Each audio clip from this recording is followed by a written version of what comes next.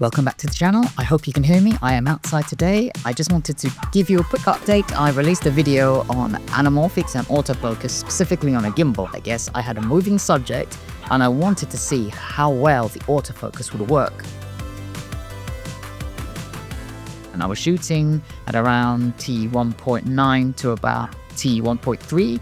I'm not sure if I ever went down to like T5.6, but mostly I stayed within that because obviously when you're doing autofocus, you want to see how well something works on as low as possible. I didn't always really go all the way down to T1.8 or 9. I really just wanted to see, is it usable and how I would use it in a, real world scenario. Now, how that word is used a little bit much, but for this I wanted to create something and just see it. Now I didn't have an awful lot of time, so I would have done more variations in aperture, but I only had the model there for about maybe 1.5 to 2 hours max, so it was a very short period of time. But we did get some variety and some looks whilst we were there, and it was nice to have the gimbal and have a bit of motion and just test whether you're walking or tracking or spinning around, getting motions, getting someone's eye to camera then away. So I thought it did pretty well. I'm going to use or show some extra or some longer takes so you can see how well the tracking was, and I may leave some of the bits where it went out. Now,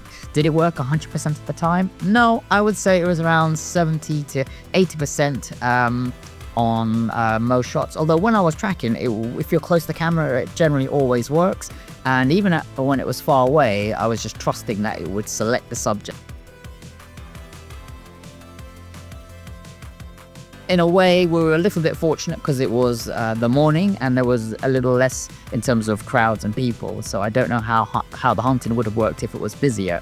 But again, I didn't want to have it overcrowded, and I just wanted to give it a relatively fair test because if I'm creating something, also I would not be shooting in the midst of crowds. Let me know your thoughts to see if you think it is usable and whether or not you would use it, and if you have already used it, what types of results you can get it. Now, I just love the fact in 2026, or whatever time you're watching this video, that we are able to shoot solo without LiDAR or extra things connected to manual lenses, just to be able to get shots like this, which would be near impossible up to maybe 3 to 4 years ago.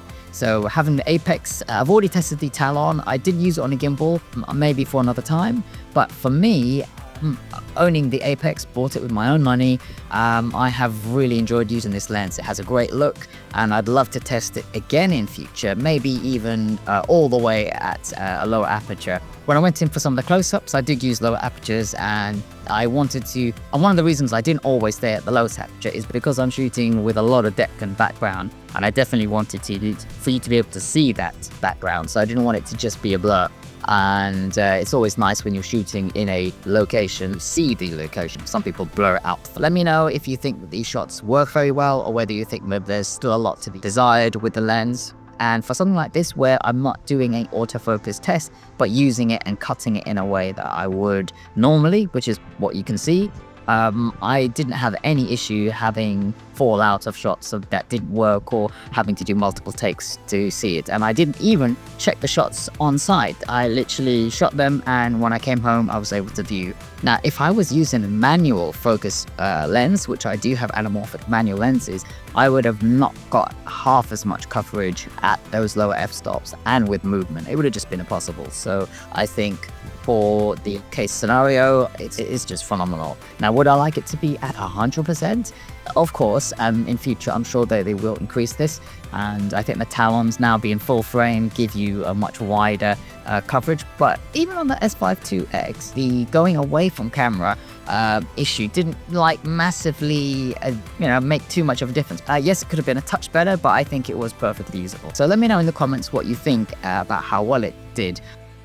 By the way, just to know, I did shoot the architectural shots that you could tell that were a tilt lens, not tilt shift. It's a 1.4, and maybe I'll do a video on this in the future, show you what this can do. I've already shown you a little bit of what it can do, but I'm really loving this lens. I've used it a couple of times, and it definitely gives you a look, bakes it in the camera, and it's something that's quite creative, which again, not a lot of people are using creatively outside of maybe architecture. So that's it. Take care. See you all on the next one. Bye now.